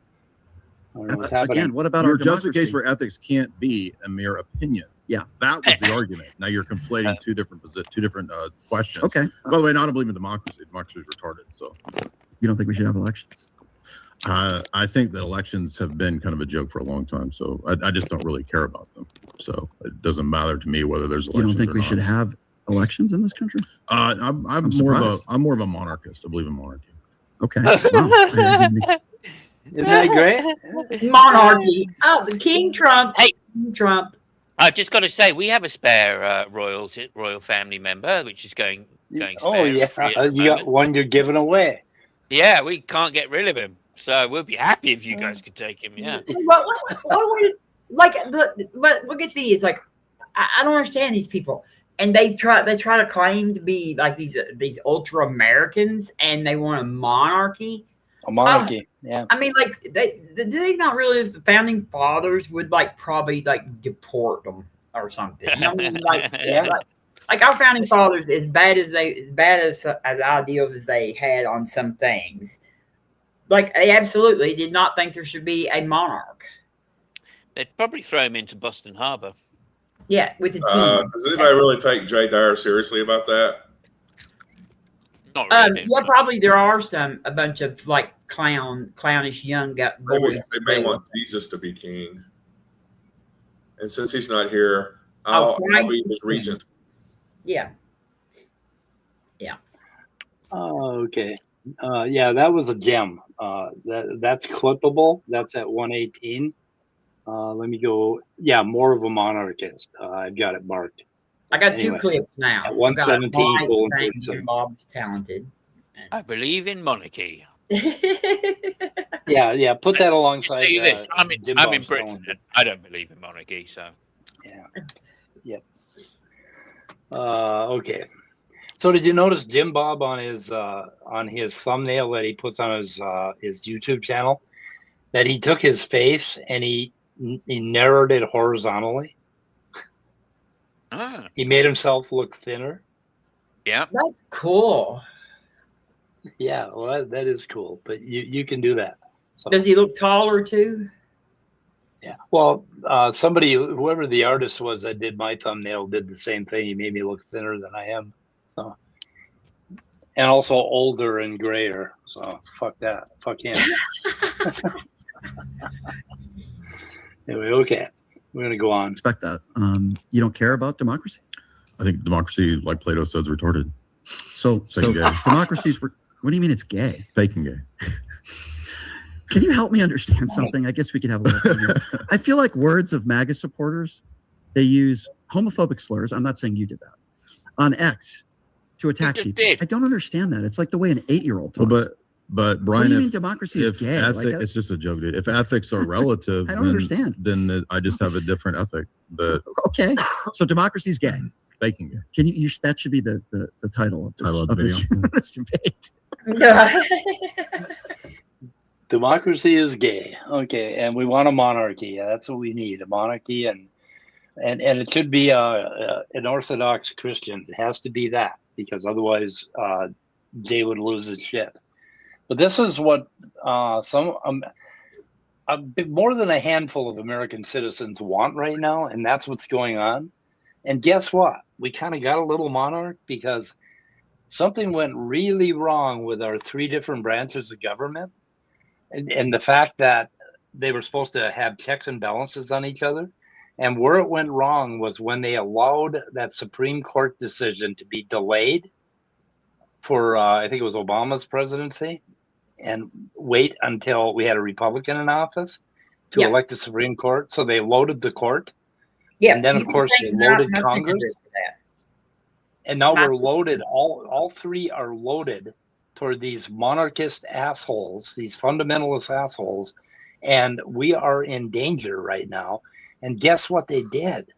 They went out and they started a war for no fucking reason at all, and they blew up all the oil fields. And yesterday, somebody tapped Trump on the shoulder and said, "Hey, we're fucked." And Trump said, "Oh, let those Iranian oil shipments go through. That's going to fix the whole fucking thing. Well, they've taken out so many oil fields right now that we're looking at a recession. We are in trouble, and they just realize it. And that's what you get with a monarchy, right? With no checks and balances. Let's make a war. Okay, we're going to take Cuba next. Cuba's next. Yeah, but I'm all for them though. Like, I can't wait to like passively aggressive. Just say, ask my dad, how much did it cost you to fill up your car this week? Yeah. Because that's all we heard. Like, it was price of gas for the whole time Biden was in office. Right. Even though actually the price of gas while Biden was in office was influenced and like mainly controlled by the different like had things nothing to do with us. Yeah, it had but Trump to do signed with in us. his first term. Yeah, he signed stuff in his first term with Saudi Arabia on like how much would be released, and that had controlled all of our gas prices under Biden. Yeah, but guess what? This one does have to do with us. This one does have to do with us. Well, I mean, that one had to do with us too. Like, but Trump was the one that did it. That's what, like, he signed a bunch of things with Saudi Arabia in his first term that controlled how much oil, how many barrels of oil was released. And so that caused gas prices to be higher. Like, the Republicans have refined this specific little thing of whenever they're in power, they pass policies that will be implemented and will materialize under the next administration. Yeah, so that usually happens under the Democrat. Yes, and that's how they continue to get back into power, because they know they can't stay in power without like trying to rig elections like what they're doing now. So they actually fix shit to where they could always get voted back in by making it look like something happened that the Democrats did instead of the Republicans. Right. So I just want to address what he just said, if I may, because I think it's symptoms. It has two symptoms to it. Firstly, he claimed, right, and it is a complete fallacy, or at least it's at best a misunderstanding of Plato. To call that, or Plato thought that homosexuality was a problem for democracy. He didn't claim that at all. Plato said that? No, well, he said some things later in his life that would differ from the earlier stuff, so I'm guessing that they're both not Plato. Earlier in his life, he said homosexuality can be a pathway, or pederasty, can be a pathway to richer enlightenment or philosophical wisdom. So that seems to be pro-homosexuality and pederasty or mentorship, which is fair enough to say. If you've got someone older teaching you from a young age about wisdom, then that's a good start to life, I would have thought. And then secondly, and that's from, let me check it out. And the other point is to say that so he uses the word gay there as opposed to mentoring or pederasty, which is, they're very close in the ancient world. So, but Plato never used the word homosexual in that way to say anything about democracy. So he's just saying it's you see here, misinterpretation. The idea seems to stem from a misunderstanding of dialogues. In the symposium, he discusses same-sex love, often mentorship or pederasty, as a path to higher philosophical wisdom, not as a political critique of democracy. So J. Dyer knows that that's the case. Again, he's being irreducibly stupid. He knows that's the case because he's obviously found something out about Plato. Later on, Plato says something about homosexuality is contrary to nature, but that's in a completely different book and also has nothing to do with democracy. And then when he's called on it, right, he knows he said something false, right? That's why I'm calling him irreducibly stupid, because he's educated enough to know different, but he's still going to expound on the falsehood anyway. And so he rolls itself back and says, "Oh, I'm only joking. It's just a joke, dude. It's just a joke." Well, that's just a fucking dog whistle for homophobia. right? And it's your ignorance as a human being that leads you to that. So you're being ignorant and intellectually dishonest by misquoting Plato. That's two fallacies, one sentence. Thank you. Yep. So certainty exists is in the chat. Hey, could you explain to us why you ran away like a tearful little boy from a conversation we were supposed to have the other day? Who's he talking to? No, you had your fucking chance to have a conversation with me, and you ran away like a little boy, this little tiny boy, just wee all the way home. He left as soon as I hit the live button after calling me a bunch of names. It's like, what the fuck? Oh, We're supposed to have a conversation. Do you know who it is? Huh? Certainty exists. Yeah. Do you know who that is? Yeah, JG. Okay, it's JG. JG, what are you doing calling people's names for? You're a fucking reasonable guy. Yeah, supposedly, yeah. Do you have to stoop low to fucking get your kicks, really? Well, he started out our conversation with an argument that Jim Bob was really brilliant at philosophy, and I don't know anything about it. But Jim Bob knows all about it. So Jim Bob's obviously read much more philosophy than Speed has. So anyway, that's his whole argument. He's saying nice shit about Jim Bob today. Jim Bob got his philosophy from Wilson, didn't he?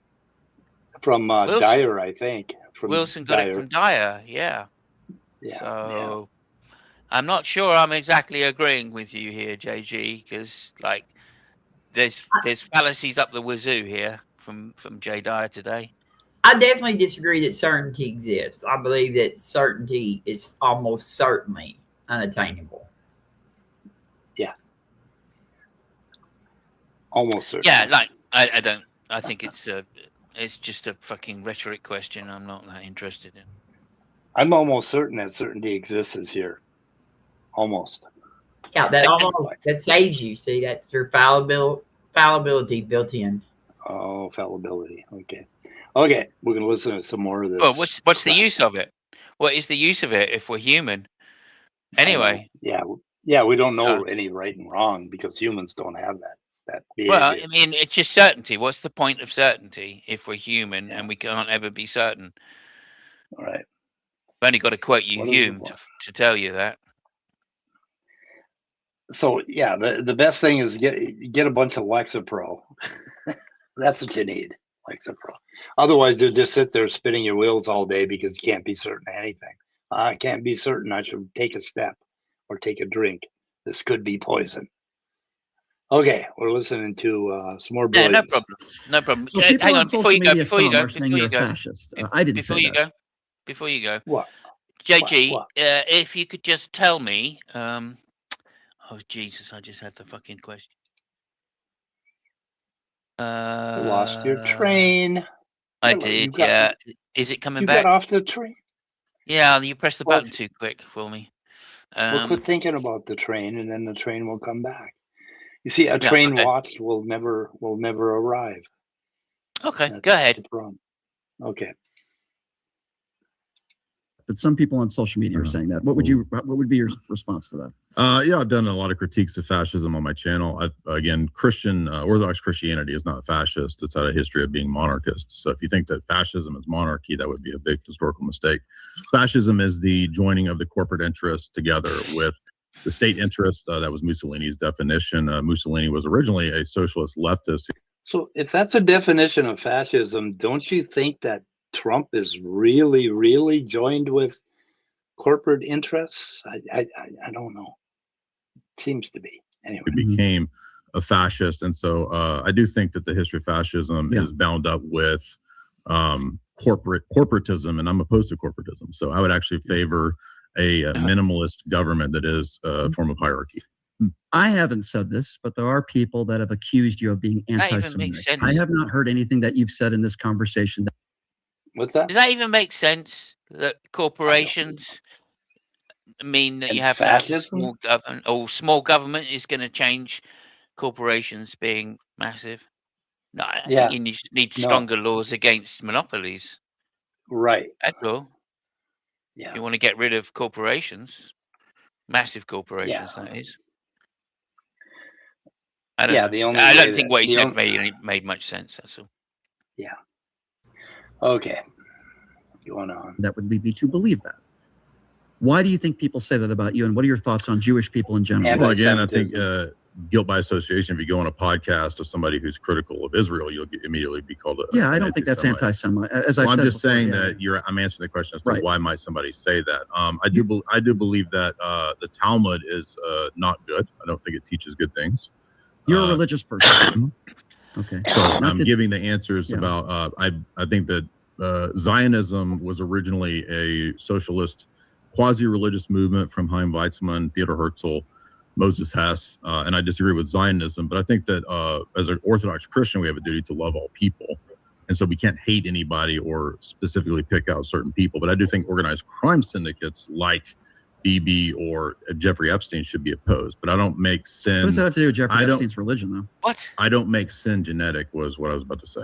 Okay. What are your thoughts on Jewish people in general? I think Shapiro might be a mistake here. Like he should, instead of saying people say that you are anti-Semitic, he should have brought some examples of things that he was saying that were not just anti-Zionist or anti-Israel, but were actually anti-Semitic, or at least some kind of quotes of him saying something. I got to agree with a little bit on J. Dyer right here as to where, he's throwing around the word fascist when people don't. A lot of people don't understand exactly what that word even means, and they don't understand what anti-Semitic is, and I think that probably it's best to go ahead and just bring some receipts when you're accusing people of stuff like this. Yeah, well, he's asking him why people would call him anti-Semitic. So he's not really accusing him of it. So he is asking him, why do you think that is? So anyway. Yeah, I think that's his deliberate tactic because he doesn't have the evidence. Yeah. Otherwise, I think he'd be a lot more direct to say, I don't know if you see that imitation he did of the stereotypical Jewish cartoon on Professor Dave's stream. I did, yes, I did. Yeah. I don't think. That's the kind of cringe he does. That's the cringe, yeah. Right? Does that mean he's anti-Semitic? Nah, it probably just means that he's a bit of a dick. Yeah. Probably. Okay. We're gonna move on a little bit here. As Paul says in Romans 11, to love and to pray for the conversion of Jewish people. Mm-hmm. I think religion's bad for people, by the way. I think in general terms, billions and billions of people have died. Okay, so his answer was, why does people think you are anti-Semitic? And he answered it by saying, well, Paul said X. Yeah. But that's not an answer to the question you were asked. Not an answer. No, he never answers the question. So. Yeah. Well, he did say that he had made some comments about Israel and anti-Zionism, and sure, and I will say that in Dyer's offense, that is sometimes construed as anti-Semitic by certain people. You know what I mean? Oh yeah, sure. And sometimes it is actually anti-Semitic though too. So yeah, but I'm not happy with Israel myself right now. I was looking for an answer to the question, not like somebody else says that we shouldn't be anti-Semitic. That's not an answer to the question, is it? Well, he was saying that's why they may have called me that, is what he was saying. Yeah, okay. Sure. But now he's giving reasons why he can't be anti-Semitic. He also one other reason he gave is that because he hangs around with people that are genuinely anti-Semitic, right? Yeah, that usually kind of gives people a clue anyway. It's a clue, especially if you go along with them and you're laughing along with them, It's like hanging out with Nick Fuentes and trying to say you're not a Nazi, Yeah. Because of their religion, because of their religious beliefs. But what's wrong? What's wrong with that? What's wrong with death? Murdering people. If morals are subjective, there's nothing actually wrong. I think murdering people and killing them. He said, okay, what's wrong with death? There's another clippable segment there for you. What's wrong with death? Yeah, what's wrong with It's always the religious people that say if it's It's subjective, subjective. Yeah. murder's not wrong. Yeah, it's always not wrong. Yeah. It's always God. them. If God's okay with it, it's okay. Ah, must be. Yeah. Certainty exists. Reach out to me again, and we'll try to have another stream where we have a conversation. And this time, maybe you won't run away like a little boy. Yeah. Okay. Let's see. But it's not actually, it's not a universal moral wrong. It's just a personal subjective. Yeah. Well, I think most. And there he goes. So, do you think? Not good. Okay, but Probably not that's, good. There he goes again, right? Fallacy, because appeal to masses is a fallacy. Well, I'm not going to debate. Coconut. Right, there he goes again, right? Using the word universal instead of objective. Yeah. Right? He's just a dishonest interlocutor again. Everybody that knows, every time I've ever spoken to that guy, or I've seen someone speak to him, he says, yeah, but it's subjective against my view, which is objective. Right? And why is he suddenly using universal? Right? Because he knows it's an easier defend. That's why. Yeah. Right? He knows this guy doesn't know the meaning of universal or the different meanings of universal. And so there he's just going to use universal here so he can actually just dodge the question when it comes back is what makes it universal, Jay? Yeah. Sorry. We got about 15 minutes left. Where are we at? We're at 121, and so we're at 121.00. Let's see. So I could go to 121.48, I guess. I'm serious though. Do you care about our democracy? Do you care? Again, I would like to see America flourish and do well. I don't have any hopes for democracy. I think democracy is a term that's weaponized and used. Do you think the CIA kind of used? What's wrong with saying I want the world to flourish and do well? I mean, why does it have to be America? America flourish and do well. Why not the world? Right? And like democracy is weaponized. That's like those idiots that say empathy is a word that's weaponized. Like, you know what I mean? Like, well, yeah, it doesn't mean much, right? He could have said monetized there. I think he would have been more accurate if he used the word monetized. Yeah. But weaponized. Okay, weaponized. That's the term you want to use, but it just doesn't mean much, right? Because what are you going to put in its place which isn't weaponizable? What are you going to put in its place which isn't in your capitalist system monetizable? Right? You're not saying anything here, right? Yeah, I skipped the part here. The CIA stuff. Oh, that was his next thing. Like the CIA. It's always. Oh, does he get into the? Okay, he claims that he knows the 2020 election was rigged because the CIA has interfered in elections overseas, and he doesn't see a difference in that and the CIA in interfering in our own election, and he thinks there's a secret state who somehow doesn't interfere in Trump elections, but interferes in the elections where a Democrat wins. But then in 2024, I don't know what they did, but they didn't interfere. Okay, why didn't they interfere in? Who was president? Who was president during the 2020 election? That would be Trump. Yes, exactly. But he's saying that the CIA was running counter to Trump, right? Yeah. Somehow they were getting away with it. But then in 2024, when Biden was president, they weren't able to pull it off. You think it would have been easier to pull it off when Biden was president than when Trump was president, right? Exactly. I love it. I love the way they act like that Trump rigged his own election to lose. Yeah. Like fucking amazing. Fucking amazing, their logic.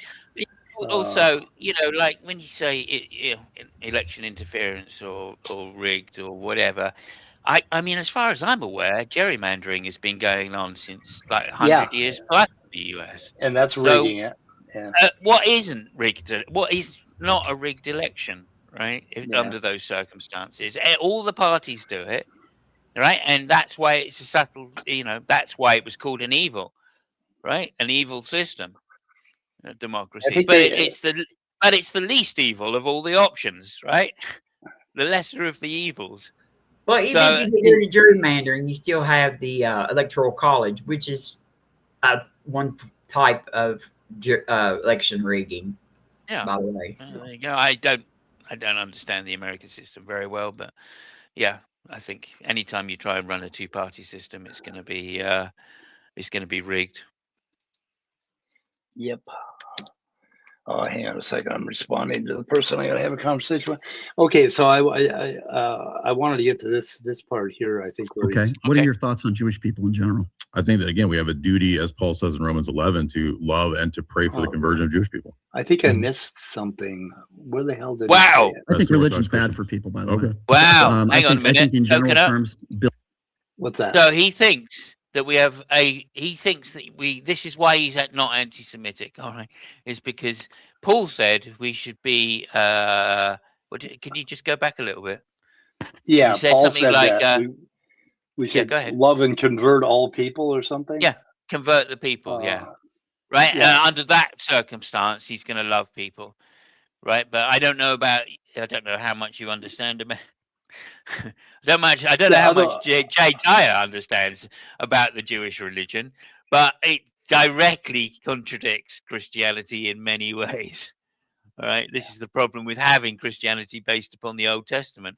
Bearing in mind, the Old Testament is a particular kind of translation, right? It was, the best you got is the Greek version, right? Okay, and that, I noticed. Go ahead. 10 minutes left, guys. 10 minutes left. Okay. I'm going to go to 120:34 and see what we got here. It's bad for people, by the way. I think in general terms, billions and billions of people have died because of their religion, because of their religious beliefs.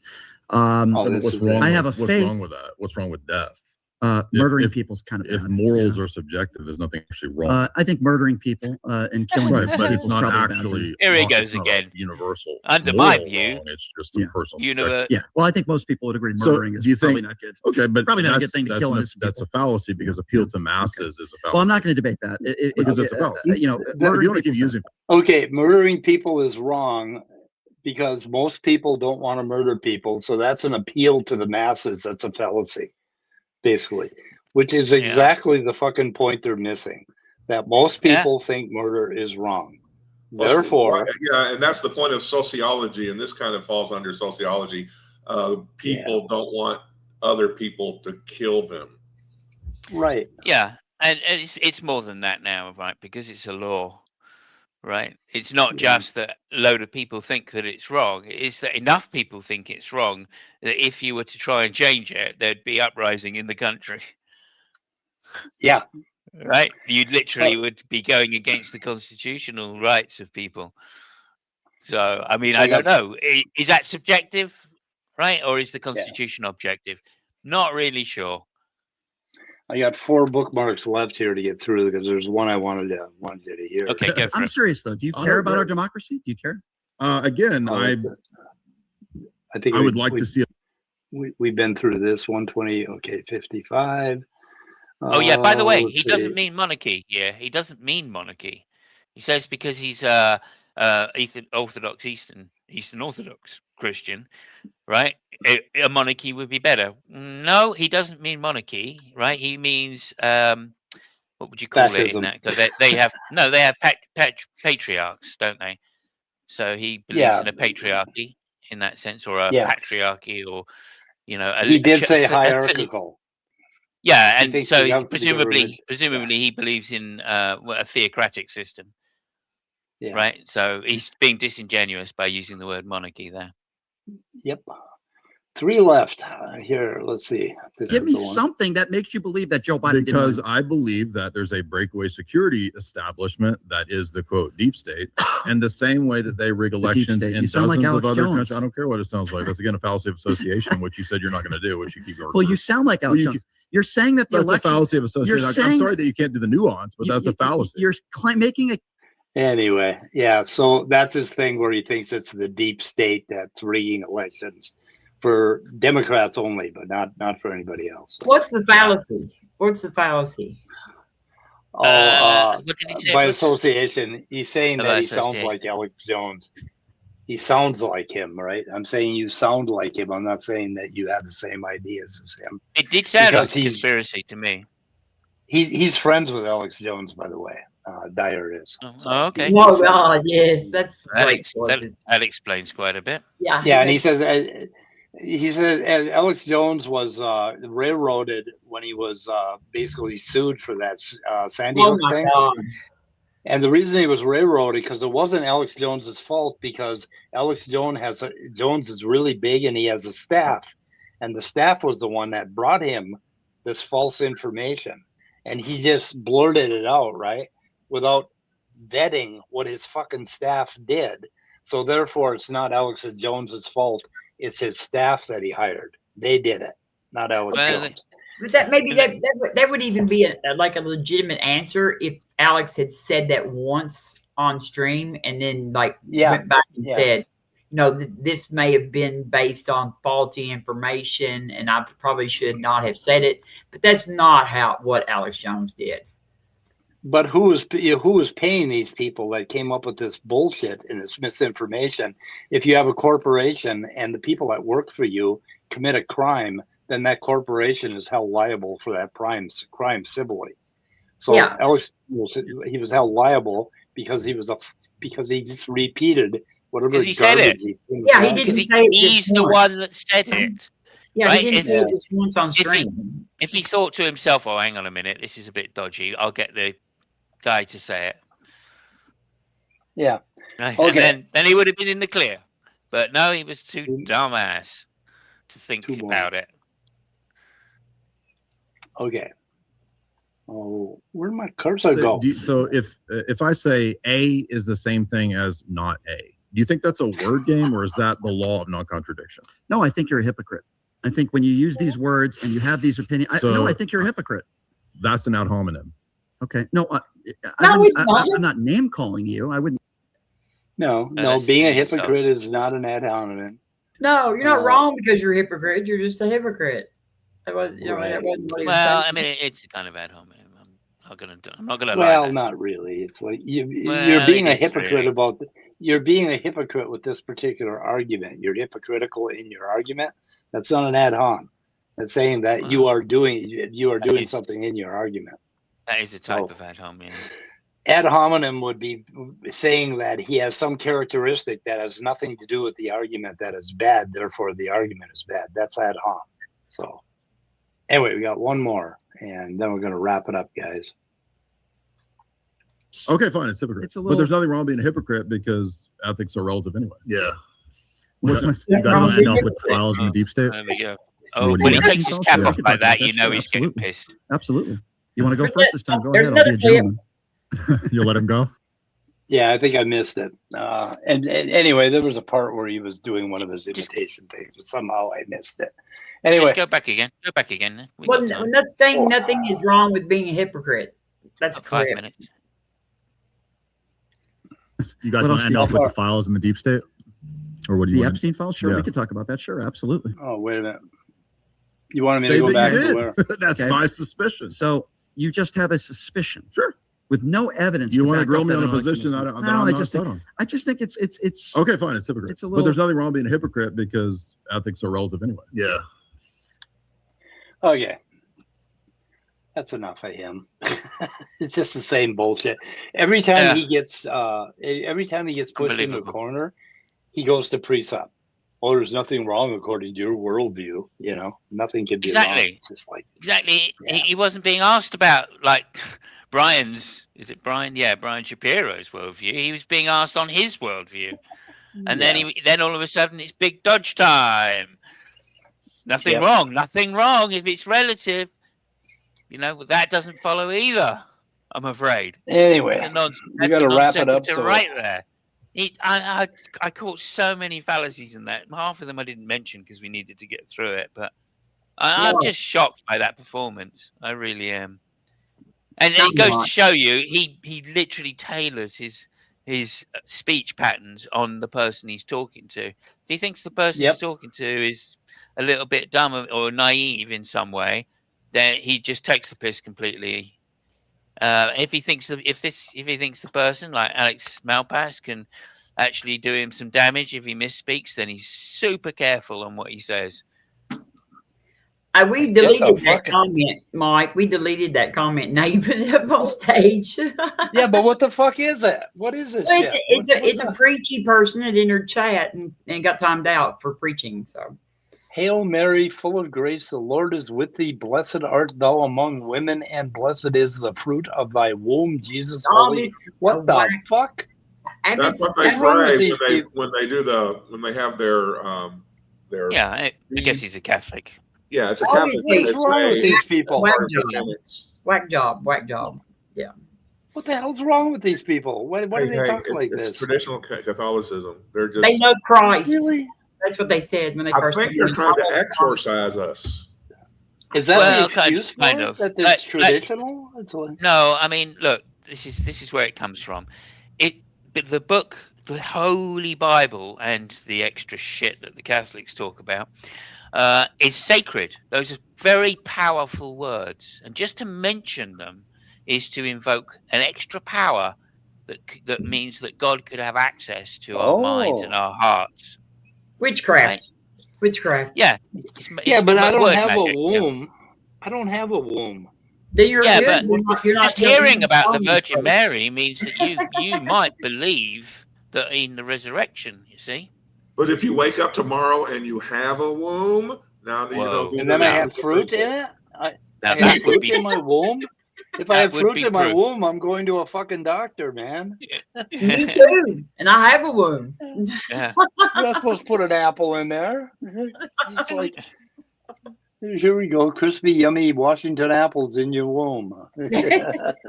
I still think it's grapes. Damn. I still think it's grapes. Okay, guys. All right. Yeah, I want to get out of here. So, what does everybody have coming up? Robin, anything coming up? No, right now, no. Well, I do have a debate with Stephen Andrew on the 30th, I think, or the 31st, whichever one it is, on is evolution of religion.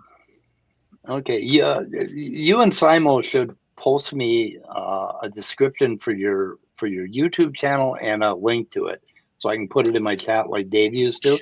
Because I don't want to do it. It's just too much work for me to do it right now. Anyway, okay. So how about Simos? What you got happening? When are you going to talk to me? I know. I actually went through your argument yesterday, and yeah, I've got a few issues with it. Yes, and sucked really bad. But I'm scared. So I got it to debunk it live. I'm a little bit scared if I'm honest, because I think some of the nuance is just about definitions of words, and I'm not sure I want to get entangled in a definition of words thing with you. Okay, but I can see one potential philosophical justification, which is very obscure and not really held by 95% of philosophers. So I just think that you need to go back, put that argument into, I don't know, say ChatGPT or something. ChatGPT is the one that came up with that shit. Oh, well, no wonder. Okay, yeah, no wonder. So all right. In which case, premise one is going to be very hard to justify, and the conclusion is a non sequitur. Those are my two critiques of it. Okay, good. I'll take a look at it. So anyway, I had 100 hours of conversation with ChatGPT, and that's what ChatGPT came up with. And that was just the first draft. I have to go through that and rewrite it and basically put it in my words, because ChatGPT, I think I send you both documents. I'm not sure if I sent you just the one or both. I think you sent me both. Yeah, I think you sent me both. Okay, because ChatGPT had the God's eye view thing all ass backwards, and I have to go through it. But anyway, that was just the first run, and I want to find. I mean, if I'm really being a naive motherfucker, I want you to say it. And I want you to say it publicly. I want to. Yeah, look, it's not a naive. It's not naive, right? These coming up with these quantasyllogisms is extremely difficult. I hate syllogisms for one thing, Simos. I think they're stupid. Yeah. So I think for exactly this reason follow. Even if the premises are right, the conclusion doesn't follow. And I think the premises one is just a misdirection in words, really. I mean, I think it's just a bit of rhetoric which has gone wrong. Okay, I'll take Let a me look at just that see. syllogism and I'll But- see if I can but write it in my I see- words. Yeah, I see that the rewritten one is a little more interesting. So I'll go through that tonight, and then Okay. we'll do it. Also, what I'd like to do is, rather than me take it on, I'd like to get a philosopher involved. Yeah, we could actually I'd love it. take it on Love properly Alex for you. El Pass. Do you know Alex? I do know Yeah. Alex, and I'm not sure whether he would have time to do that because he's preparing for his debate with William Lane Craig. Oh, So I'm not sure he okay. would want to get like sidetracked into a non. You know Alex? You know Alex O'Connor? I don't it's know Alex Malpass. O'Connor. No. Oh, I I thought you was talking about Malpass. Okay, guys. only through he's come on my channel a few times and stuff like that. So I cut you off before you got to what you're going to be doing next, Simos. Do you have anything coming up? Not really to advertise this week. Monday Okay. week I'll be doing a Formula One show, and other than that, no, I'm just doing. Oh, I like this. Philosophy talks endlessly, science walks, and religion squawks. I love that. Yeah, that's interesting. Well, That's a nice little triplet there. Philosophy gave us a scientific method. Like if somebody uses a hammer to hit somebody over the head with, does that mean that we shouldn't drive nails with it hammers anymore? Like you have to, the tool has to be used for what it's meant for. Right. Okay, we're getting out of here. So, welcome to wrapping Spooky, by the way. Welcome to Spooky. You're late. Spooky late. Penis. 1/8 of a penis. Yeah, Penis. 1/8 of a Like penis is the Robin's current ex. joke. Yeah. Like Robin's ex. Okay, we're out of What here. about you, Scott? What are you up to next? Oh, he's with me. He's AFK, is he? Okay. Yeah, I don't know. I'm reading up on Platonism and alternatives to Platonism because it keeps coming up. And I thought, I really need to kind of figure things out there, in terms of what are the arguments for and against. So Alex Malpass actually named this book I'm looking to get by Scott Berman, Platonism and the Objects of Science, which I think is a pro-Platonism book, but it has individual critiques of the other positions inside of it. Didn't I get that book for you, Scott? Yes, you did. Yes, you did. Oh, okay. Fantastic. And there's one by that's that kind of names the range and analyzes and critiques Platonism along with its alternatives, called Platonism and Anti-Platonism in Mathematics by Mark Belager from 1998. So I'm looking to maybe compare those two books and see, just see what's interesting about it. Well, I've got a couple. I just got to say a couple more things then, because now you mentioned that, which is to say, in the State of the Onion, I do have one, Scott, on why I titled it, "Is there too much on the plate of Platonism?" Is there too much on the plate of Platonism? Yeah, that's the title of the hangout, where we discuss Platonism as such. I don't think it's my finest hour, but nonetheless. And then secondly, we also have one on mathematics, which I don't know what I called it, so you'd have to look for that. But that one's done with a statistician who's very knowledgeable on the subject and the history of mathematics. So cool. That's quite interesting as well. We do talk about Platonism being one of the possible views for justifying mathematics. Now, of course, that one Berman book is about objects of science like math objects and things like that. But what about trees and raccoons and rocks? I mean, where do they fit into Platonism? Is the thing. How real did people actually think they were in the Platonic realm? And where does the fact that I really need to get out of here fit into Platonism? I know. Oh, okay. Yeah, that's why I'm not answering. But obviously that relates to is it what they call it, Plato's cave or something like that? Yeah. Hey, Robert Mueller has died, and Trump posted, "I'm glad he's dead." Oh, really, Robert Mueller? Yeah. Oh, Mueller. I was thinking the religious guy, Robert. Oh, yeah. I never mind. And what does that have to do with me, Tim? Goodbye, cool world. Bye, y'all. Bye. Yeah, now fuck off.